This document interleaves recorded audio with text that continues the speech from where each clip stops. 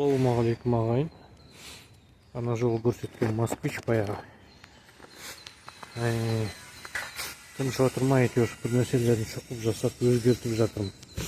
Соның ішінде мынандай бір зат бар еді. Мынау қазір бері шығарайын. Карбюратор. Дәл өзінікі емес. Бұны бұрынғы егесі ауыстырған екен. Жаңалау түріне, бірақ бәрібір сол К126 оңдырып жүрмейді, жөндеп оталмайды. Сонымен не істейін, іздеп жүріп таптым әйтеуір.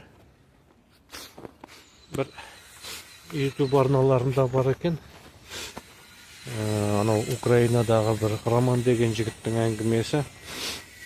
Сол енді оны тыңдап, қарап, іздеп әйтеуір таптым.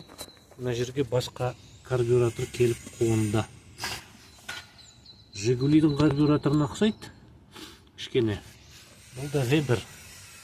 Бірақ түп нұсқасы басқа бұл. Ана жақта мүмкін көрінер кішкене. Вебер 32-де 36. Бұның құдықтары кеңірек, үлкенірек, бензинді көбірек береді. Мына жерінде мынау ауаның қақпасы бар. Ол тоқпен басқарылады. Яғни суық кезде ауаның қақпасын жауып тастап, айналыс жиілігін өсіреді бірталай. Мінекей. Осыны сап қойдым, оны салам деп, мына жердегі мына пештің кранын алып тастадым. Айтпаса сыймайды екен. Мына жерге мынандай басқа біреуін әкеп салдым, пештің краны. Бұл аман-есен істеп тұр. Әзірше осы бір енді Алматы сәл күн жылғаннан кейін дұрыстап айдап көрем. Әзірше ауланың ішінде жүргенім тәп-тәуір, орнынан жұлқып ақ тұр. Жап-жақсы оталады. Қазір онысын көрсетейін оталуын.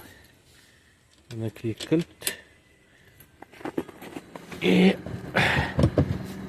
Пеш істеп тұр екен ғой. Өшіре салайын. Ал. Мінекей. Мынау кілт. Оны бұрайым да. Оталдырам. Лезде оталып та кетті. Бұрынғыны айналдырып басып әйтеуір қаратер болушым. Бұл жақсы бол. Суық күйінше де әп-әдемі оталады. Мінекей әңгіме әзірше осы. Енді бұны айдап бірнеше күнде үлкен жолға шығып дұрыстап сынап көремін.